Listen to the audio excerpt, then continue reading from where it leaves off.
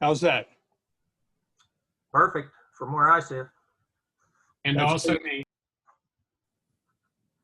That's page 2. Can everybody see page 2? Can you go back to page 1, Bob? Thank I'm you. back. Yep. Okay. Okay, Mr. Lookabill, take it over. Good morning, folks. Thank you very much for allowing us to share the story of the hospital room at Ellwood with you today. This story actually began many years ago with Carolyn Elsner and John Pelletier, Friends of the Wilderness, and the project got derailed somewhere along the way, and Bob Epp, John Canister, and I picked it up. We finished the room with a lot of help from many other folks, and I don't want to risk leaving anyone out of this, but the ladies of Ellwood were instrumental in sewing sheets and mattresses and making bandages and shopping in antique shops and donating silverware from their grandmother's collection and making labels for medical tins and bottles, and the list goes on and on and on. So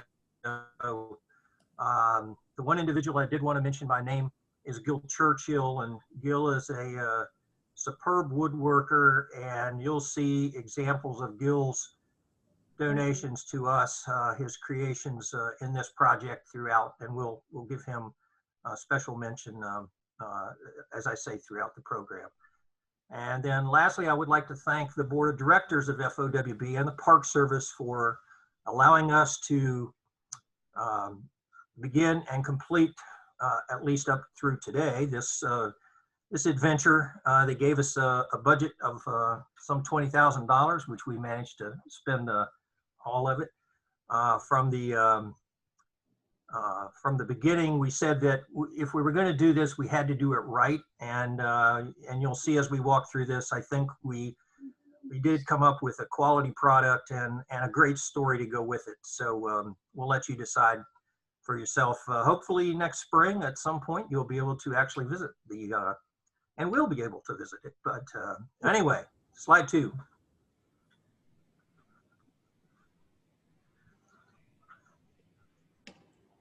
Next slide, please.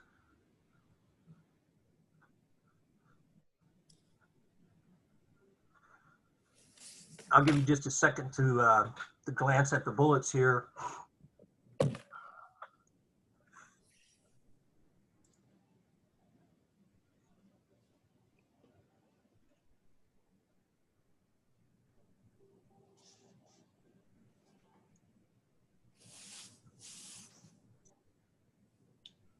The key point here that we foot stomp is that the word is actually adaptability, and the Confederates were faced with a very difficult situation on the 8th of May when the Army was ready to move on. They had 132 soldiers who were too severely wounded to be moved, and their decision was to make Ellwood Manor a convalescent hospital. It was already part of the overall Second Corps complex at Wilderness Tavern, and the decision was that it would make a perfect convalescent hospital for the patients to recover from their wounds right there. And both armies were excellent at adaptability, taking what they had on hand and making it work. And this was really the key. And of course, Ellwood itself presented all of the infrastructure, a water supply, a kitchen, a laundry, an oven, a dairy, and the list goes on. The oven was particularly important as bread was a key for patients, part of their diet. And you look at the large general hospitals in Richmond, and thousands of patients and thousands of loaves of bread, produced every day to keep the troops fed. And we're sure that Ellwood was no different in that regard. And also from a receipt that was given to the Wilderness Tavern owner, William Sims, for Second Corps expenses, we know that there were 3,000 patients treated at this complex during the course of the battle. We haven't found any data to this point on the First Corps Hospital, but our focus here was the Second Corps Hospital because that's what involved Ellwood, of course. Next slide, please.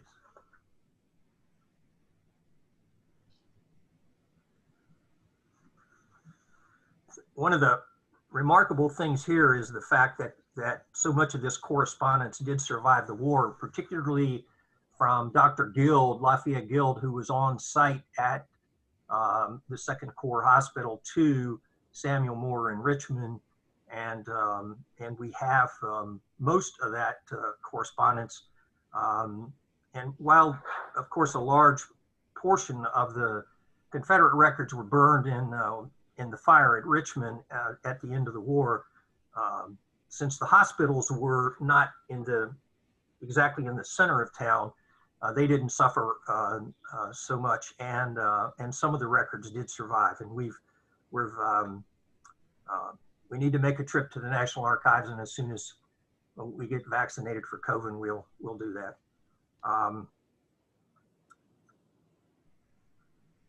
Dr. McGuire, I think most of you are probably familiar with Hunter McGuire. He amputated Stonewall Jackson's his arm at the hospital complex there, and Dr. McGuire left a huge amount of his writings to us. So we have some excellent source documents there as well. Okay, next slide, please.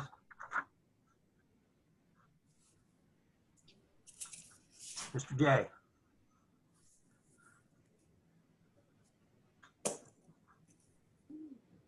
Next slide, please.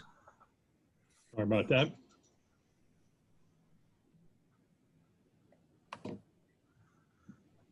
And we mentioned the correspondence with Dr. Guild. Another important source for us regarding the hospital was Dr. Harvey Black. He was the surgeon in charge of the Second Corps Field Hospital, and he wrote his wife a letter about the hospital on the 10th of May, and Bob Epple will pick up on that a little bit later when he talks about some of the individual stories that we have about the folks at the hospital. One of the most important sources for us was this letter from Captain Monger to his father on the, basically he was wounded on the 3rd of May, and he tells his father that he walked 3 miles to the divisional hospital at Ellwood. The reason that's so significant for us is we were aware that on the 8th of May, it was a convalescent hospital, but we had always suspected that the hospital began earlier than that, probably as early as the 3rd or the 2nd when the fighting began, but we didn't have that proof. We didn't have that smoking gun. And when we came across Captain Monger's letter, then we had what we needed to say that Ellwood was not only a convalescent hospital, but was part of the overall field hospital complex, operational at least the 3rd and probably the 2nd of May. Like I say, a very significant piece of literature. Unfortunately, the captain did not survive. He died 10 days basically after he was wounded. And I think Bob will touch a little bit more on that as well. And the last piece was the receipt that we mentioned before, which was signed by General Colston. And one of the line items in that receipt was the mention of fence palings, which very specifically says would be used for bunks. And so by extrapolation there, we would say that those bunks, not only were they used at the Wilderness Tavern, but certainly they would have been used at Ellwood as well. And in fact, in one case, we have a note from a gentleman who said he was, the nurses picked his bunk up and carried him from Wilderness Tavern up to Ellwood on the 5th of May. So we feel pretty confident that those wooden bunks were in use at Ellwood as well as down at the tavern. Next slide, please.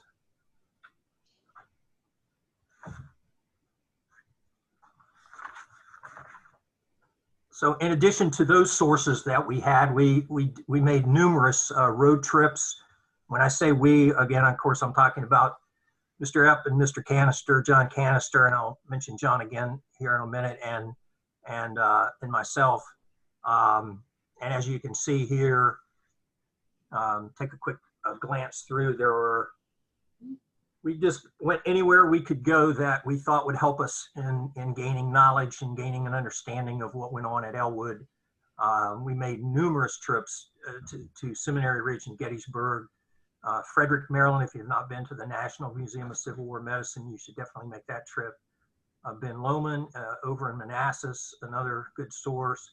And then we made a trip to Lexington, Virginia, visited Washington Lee and VMI, and I would say that the folks at all of these places were just wonderful to spend their time with us and pass on what knowledge they had, and it rounded out our understanding of what went on at Ellwood and made this story more complete. We also spent some time in Richmond, Chimborazo, National Park Service property, and Virginia Library and Historical Society. Bob will talk a little bit more about that when he gets into the individuals. There are just so many books out there that we used in our research. Great photography or great photos of some of the equipment and some of the materials that you would expect to find in a hospital like this. And we obviously use those extensively in creating the display.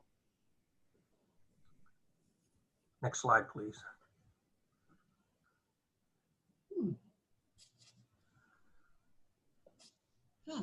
And just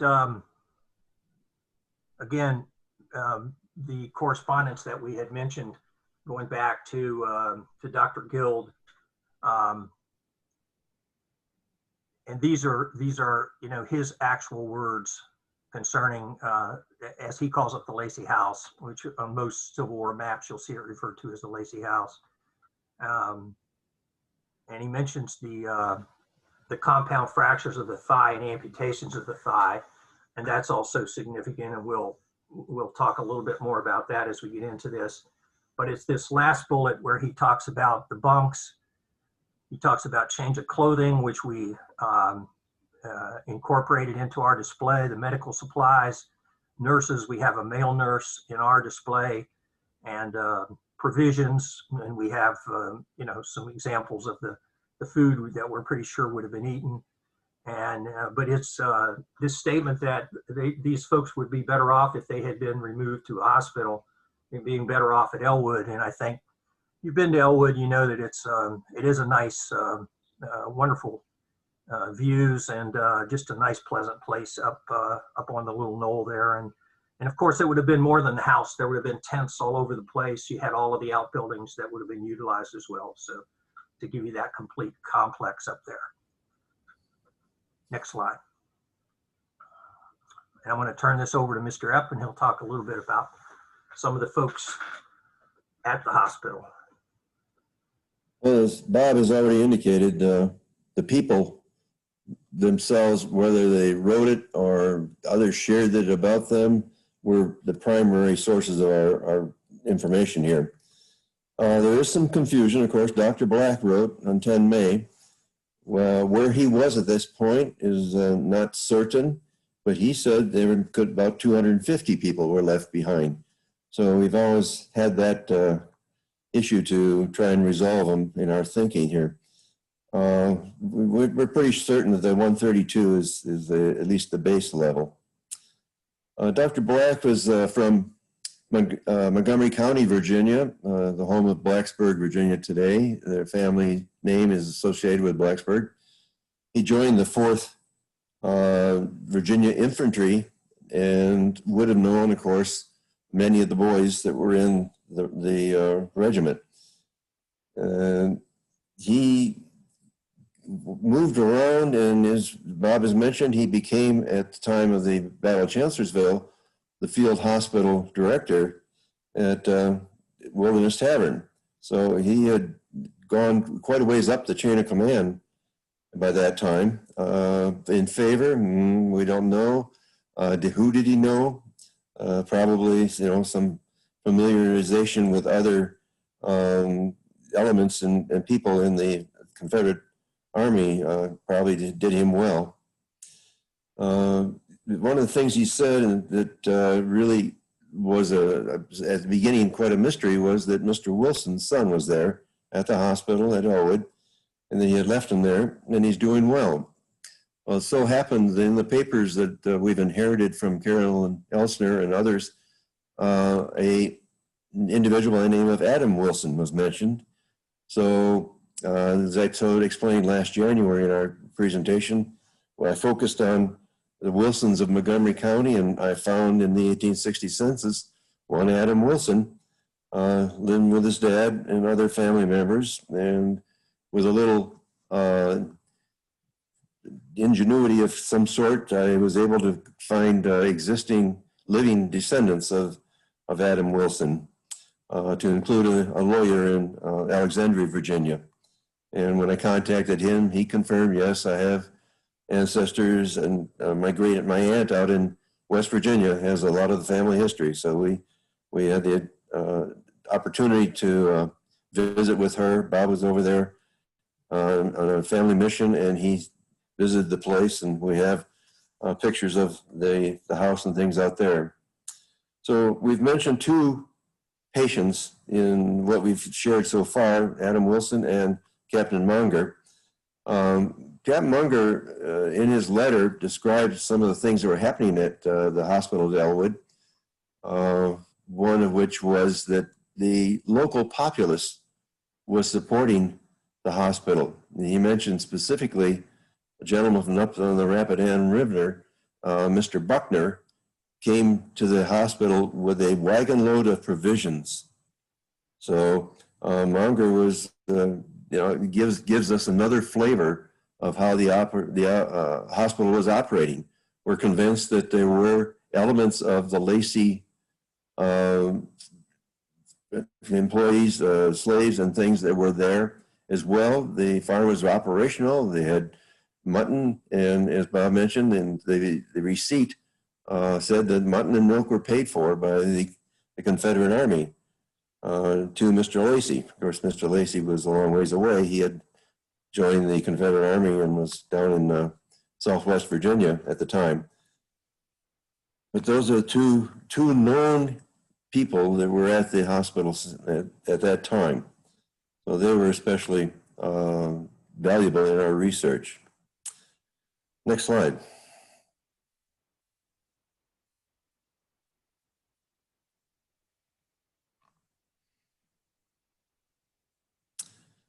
Here's Adam Wilson in bigger life. When Bob visited the family down there, they had this portrait of him.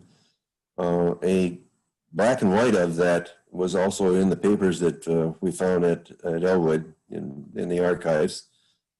He did enlist in the 4th Virginia, as I mentioned. Dr. Black was the surgeon for that regiment.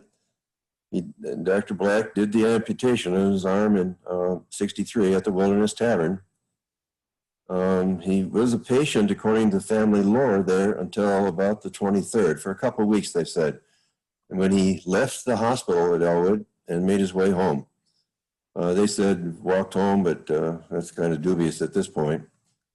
He went on to be very successful in his own right when he got home.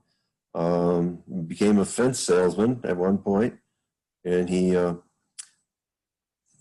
became renowned in the home area up there as being a checker champion, and we'll discuss that a little more later.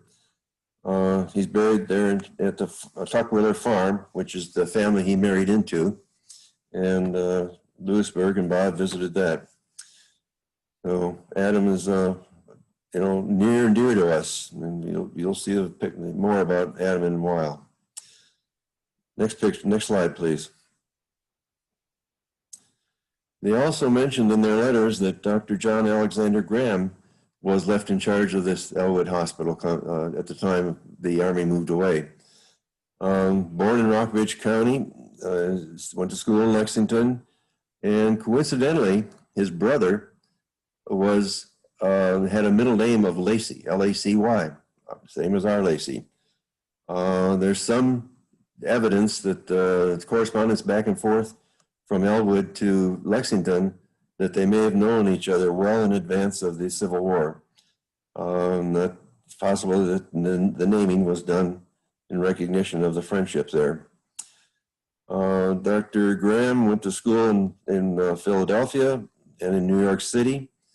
When he got the assignment at the Ellwood in the hospital in August of '63, or in May of '63, he was an established 5th Virginia Infantry Regiment surgeon, and obviously, like Dr. Black, had moved up in prominence amongst the surgeons of the Confederacy.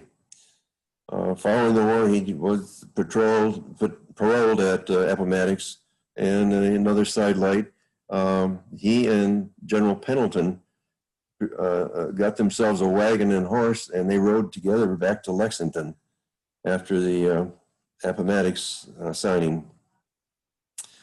Dr. Graham is buried in Lexington in the Stonewall Jackson Cemetery in Lexington. You can find his marker there. We'll show a picture of that later. Next slide. Here is the marker, the tombstone marker at the hospital.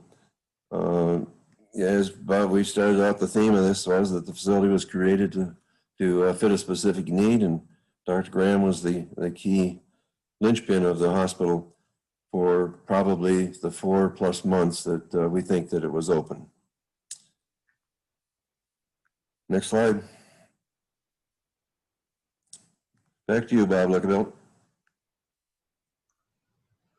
Well, if you paid particular attention to the 2 photos that Bob just showed you of Dr. Graham and Adam Wilson, I think when you see the figures that that we managed to purchase and put together for the room, the likeness is pretty good, and we were very happy when we initially visited Seminary Ridge Museum. They told us that their figures they had paid $12,000 a piece for, and we swallowed pretty hard and said, "Wow, that's probably quite a bit out of our budget."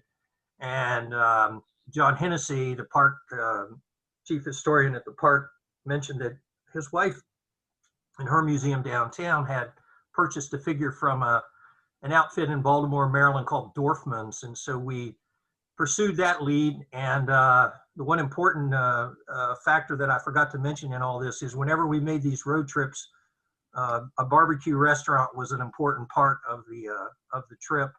Wouldn't be complete without some barbecue. And we found a nice barbecue restaurant up in Baltimore, pretty close to Dorfman's, so that made that part of the trip a little more bearable. But we made numerous trips up there to work with the folks at Dorfman's on selecting, the facial person we thought best fit our facial situation. The expense in these figures grew a little bit with the beards and the hair and so on, but we still came in averaging about $3,000 a figure for a total of $12,000, and as opposed to $12,000 for one figure. So given our budget and given what we had to work with, we felt really good about the way our figures came out. A couple of things I would mention very quickly here. As Bob mentioned, Adam Wilson was considered to be a master checker player, and we ran across this night table or a nightstand that has a checkerboard on top, and you can see there's some checkers back in the right corner. So we felt like that Adam was probably playing checkers while he was at Ellwood. Of course, we don't know that for a fact, but that's our story and we're sticking to it. Other things of note there, the cloth item in the middle is called a housewife, and that was their sewing kit. And each soldier had one because mending their uniforms and sewing on buttons and taking care of their uniforms was very important. You can see the candlestick, the chamber stick device there in the back, and the metal cup, and just little odds and ends that you would certainly find, you know, with every soldier. I would also point out the bunks, and we've talked about the bunks several times here, but you can see the fence palings. And while we don't know for sure, we feel like this is a pretty good representation. It's a rope bed. You can see down on the side where the ropes are laced back and forth across to form the sort of the box springs, if you will. And then the mattresses were made out of actual ticking, the same material you would have found there, and muslin sheets. And again, just trying to be as authentic as we possibly could be. Next slide, please.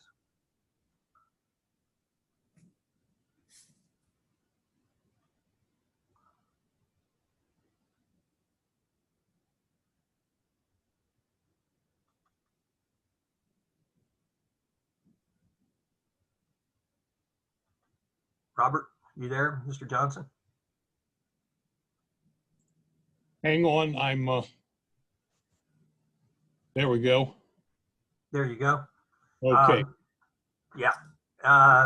These two individuals we couldn't put a name and a face with yet, but the patient here is a upper leg amputee, which of course was that was very much in evidence in Dr. Gill's correspondence with Dr. Moore, and the mention of the presence of the nurses, and so this one we felt like had to be we just had to get that leg amputee into the mix here. And you can see the nurse is attending to the leg wound, changing bandages in this particular case. One item I would point out, to the left of the night table there, leaning against the wall, is an actual Civil War prosthetic for a leg amputee, and that was donated to us by a gentleman we ran into in an antique shop one day, and his name was Steve Workman, and Steve was very generous, and there were a couple of chairs he donated and several other items, and he just wanted to contribute. We told him we pay him what we could, and he said nope, no money, just use them. And you know, so we were, again, we're you know, most appreciative of those kinds of things.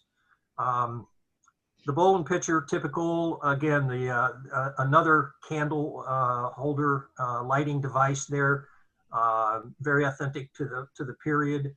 And the last item I'll mention here, when you come down to the food, again, we've already mentioned the bread. We mentioned the receipt for the mutton, lamb chops, and then, you know, your local produce, the typical things you would find in Virginia, the corn. And we know that there was an orchard at Ellwood, so we've got some apples there to, again, very representative of what we think that the diet would have consisted of. Next slide, please.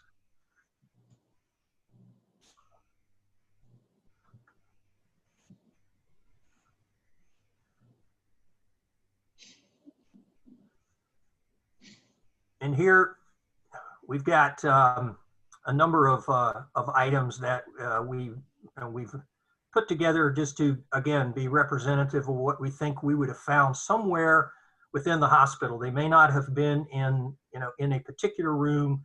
Certainly the drugs probably wouldn't have been in with patients, but we wanted to give you some feel for the drugs and how the drugs were stored. This is a pannier. It's a wooden lock box. And again, we found the empty box at the picket post downtown, and then Gil Churchill fashioned the interior where the lattice to separate the bottles and the tins. And there would be a chart in the top which would tell you exactly where each particular, we're working on that, where each particular bottle or tin would be located within the case. Another example of Gil's woodworking skills, and another example in the far right back corner, you'll see a wooden device there, which is actually a stethoscope. And stethoscopes were common in common usage by the Civil War doctors. And this is just an example that we took from a picture, and Gil fashioned this for us on his lathe from a photo, and saved us, again, you know, big bucks. invalid feeder there on the left in front of the lamp, and a mortar and pestle to mix the prescriptions, and that's what the pharmacists, the nurses would do. They would grind the different drugs and actually make specific prescriptions for the different patients. And we also mentioned the chairs that Steve had donated to us, and on the one in the right corner you can see a uniform, and Dr. Guild mentioned that change of clothing would have been available for the patients, and so these are the clothing items. And I should mention at this point, John Canister was our uniform expert, and John was in charge of procuring all the uniforms. And when you get to see the room, we didn't have it in one of the photos today, but Dr. Graham's uniform is just spectacular. John arranged to have that handmade by a lady in Richmond. She did a wonderful job. We bought the hat from Dirty Billy's in Gettysburg, his kepi, and we just were really happy with the way that that uniform turned out. Next slide, please.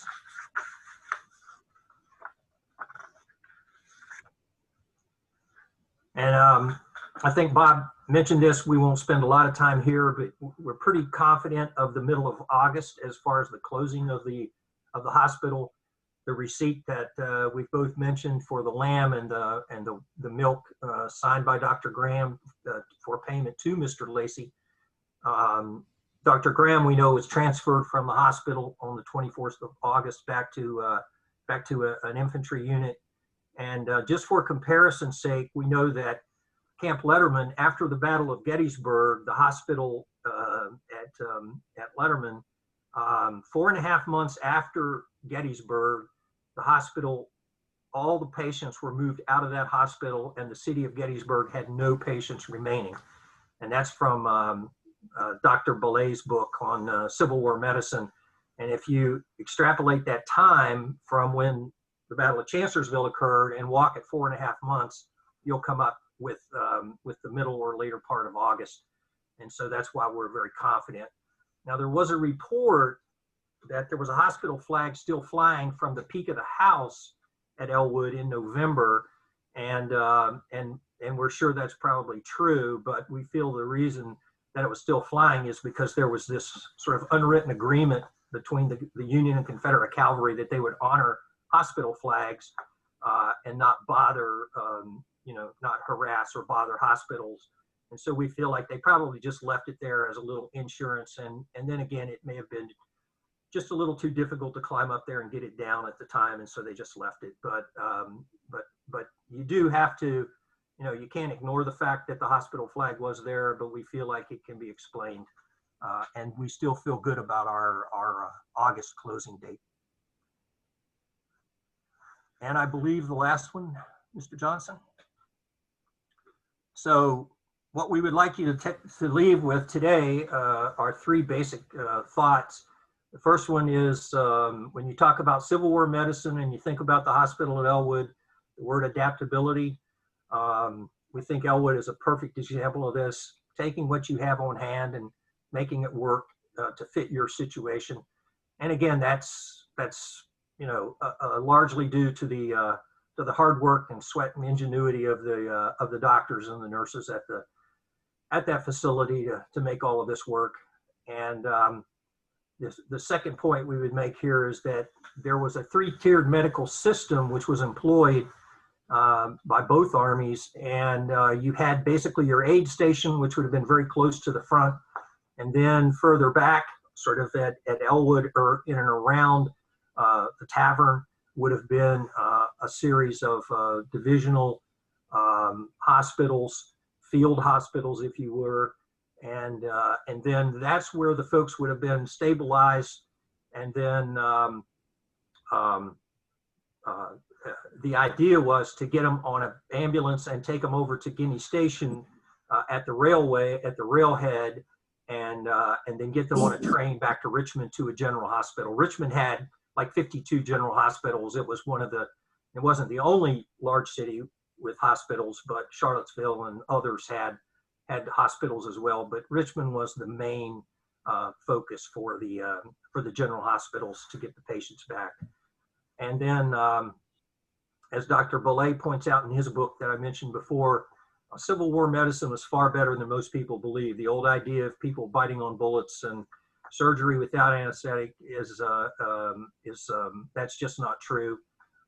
There were very few surgeries ever performed without anesthetic. They didn't understand the germ theory, of course, but other than that, we think they did a pretty decent job. And you look at folks like Adam Wilson, who probably without that medical care wouldn't have survived the war, but they went on to lead very productive lives after war was over because of the efforts of these folks. And with that, I think we will talk. Be happy to take some questions. We've got a contact slide, I think. If you thought this was a decent presentation, my name's Bob Lookabill. If not, I'm Mark Leach.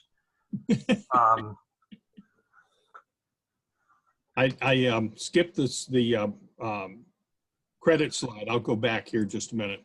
Okay. Yeah, and again, feel free to call us or shoot us an email at any point, anything you would like clarification on. Like I say, we'll hang on here as long as you want to stay and ask questions. We'll hang around, and we'd be always happy to talk about the hospital at Ellwood. Yeah. Let me add a point here.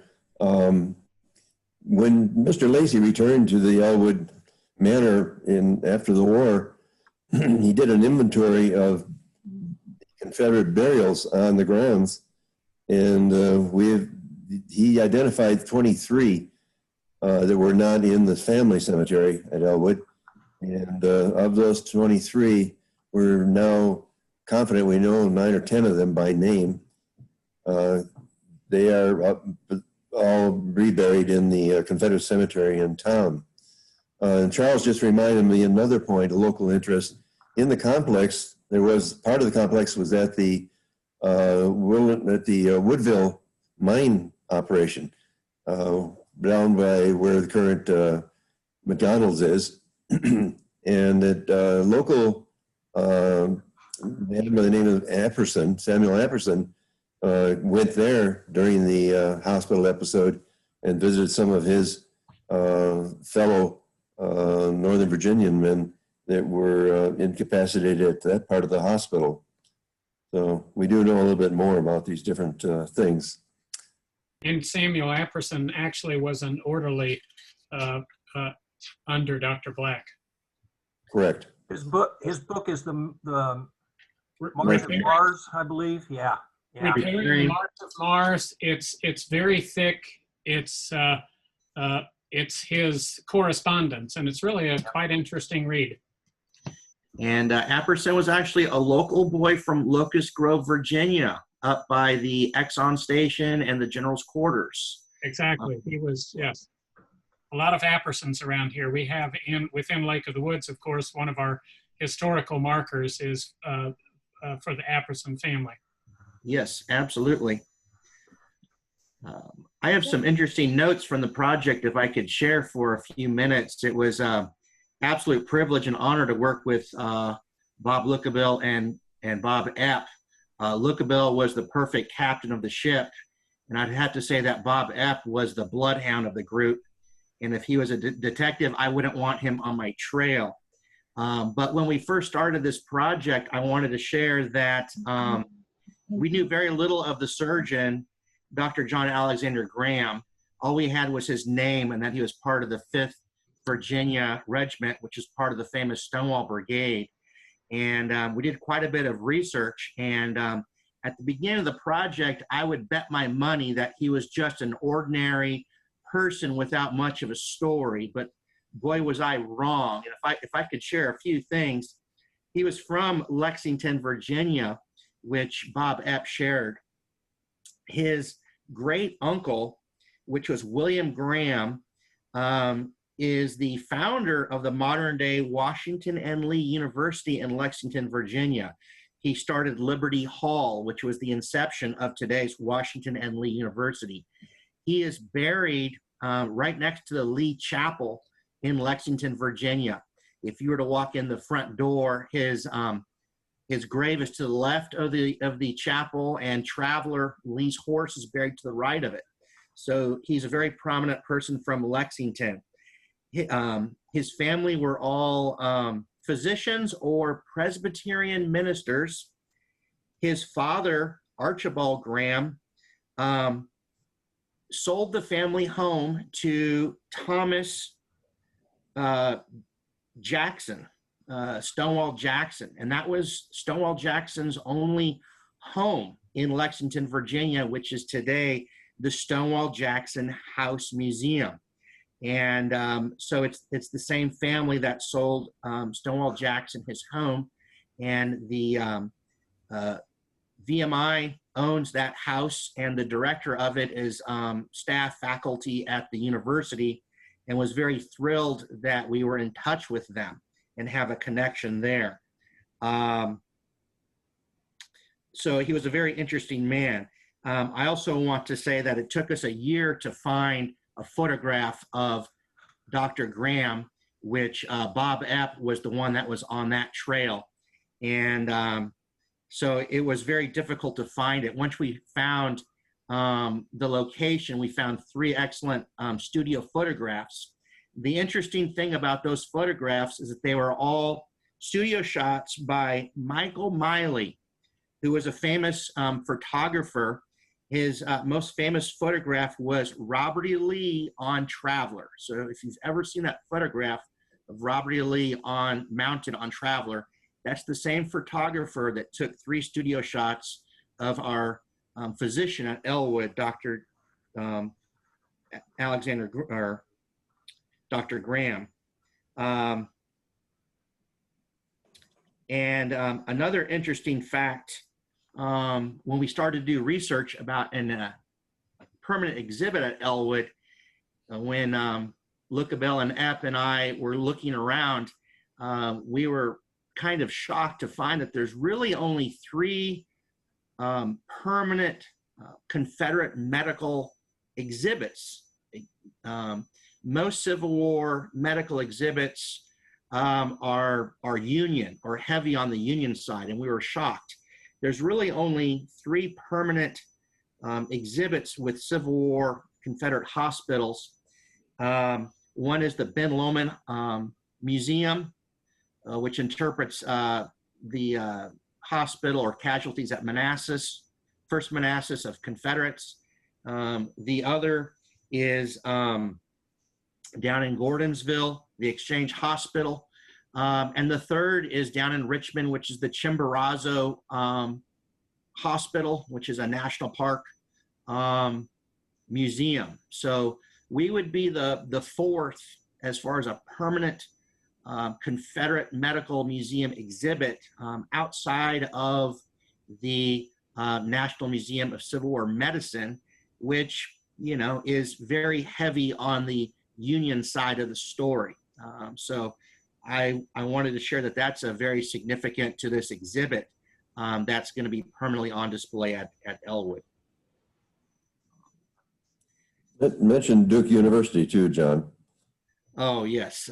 Duke University.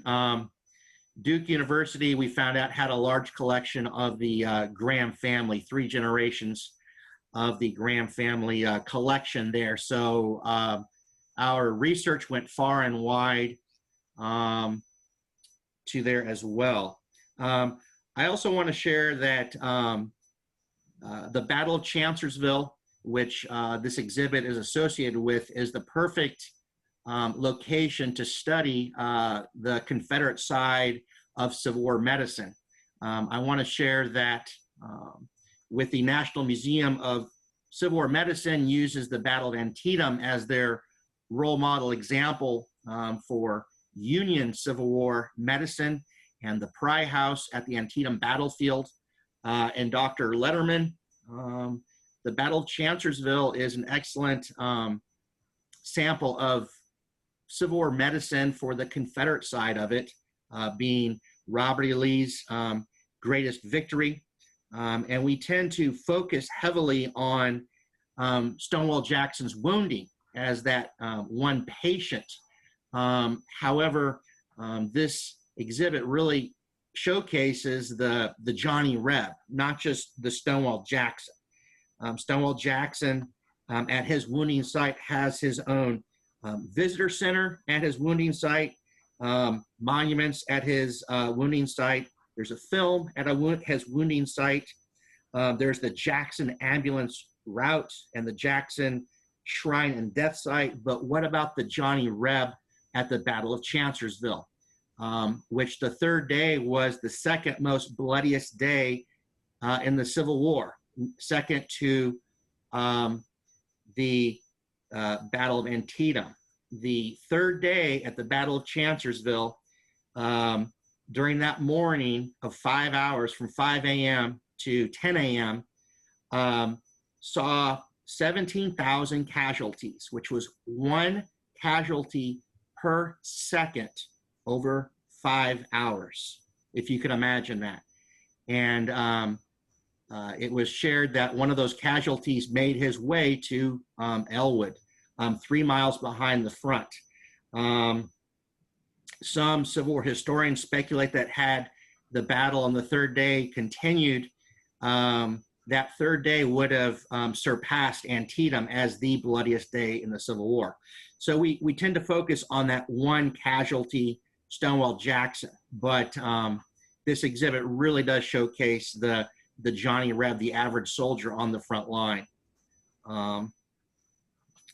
We have an excellent chain of evacuation that we can show from the Battle of Chancellorsville, as far as from the Confederate side on the front lines, going to our aid stations, the Tally House site, which the Central Virginia Battlefield Trust saved, to the Wilderness Church, to our Confederate Second Corps Hospital site at the Wilderness Tavern, which I want to share that the Civil War Trails just erected a sign there about a year ago at the Jackson amputation site. It's excellent if you haven't been there. The Park Service owns the last remaining structure, which is at the end of the Wilderness Run Trail that's on the property there, along with the convalescent hospital at Ellwood. And the Stonewall Jackson ambulance route isn't just for Jackson, it was the entire Confederate Second Corps going to Guinea Station, which again wasn't just for Stonewall Jackson, it was for everybody. That was one large casualty collection point waiting to get the train down to Richmond at Chimborazo, which of course the tracks were destroyed by Stoneman's raid. So the Battle of Chancellorsville is an excellent example of Confederate medical chain of evacuation from the front lines all the way to the base hospital. So those are some points I would like to share.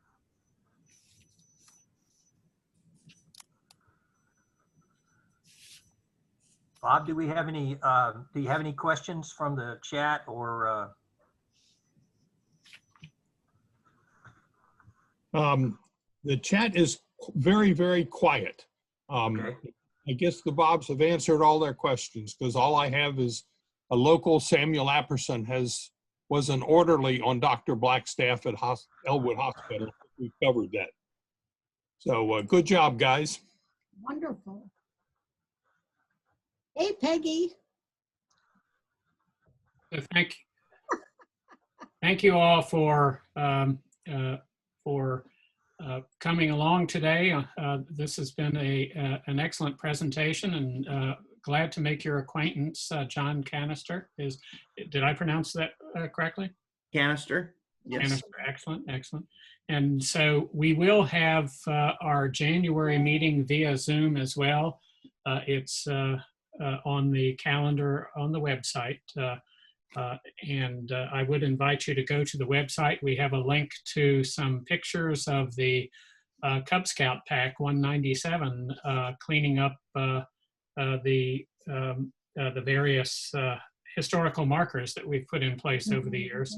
So that's a new partnership that we look forward to continuing. So thank you very much.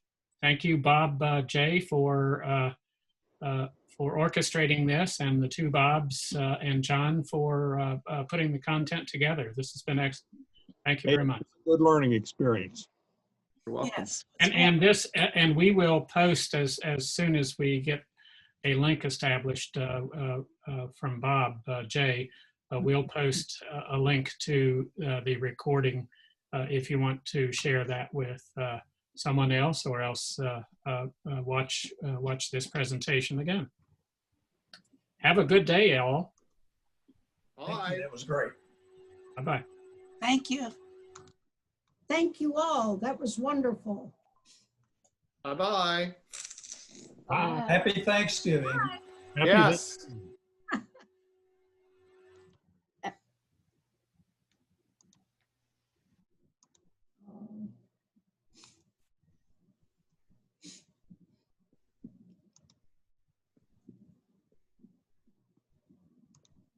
Charles, when I exit the session, it will take about 10 minutes to convert the video to MP4.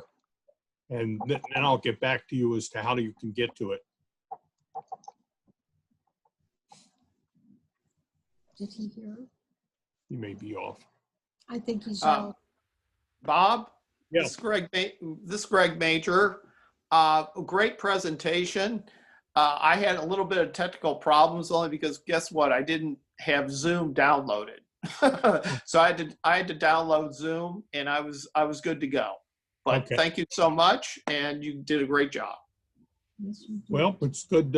Good job. Looks like my slide is turned around. Does everybody see Civil War Study Group in right side up?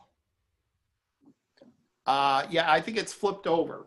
Okay, I got to figure out how to do that. I know how to do that. Just That's fine. didn't have That's time. Yeah, yeah. Well, have a great day and happy Thanksgiving. Okay.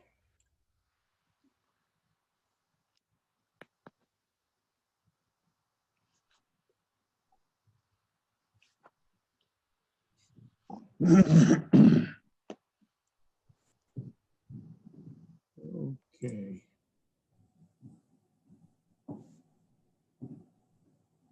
Now then, One remaining screen. Greg and Kathy. recording.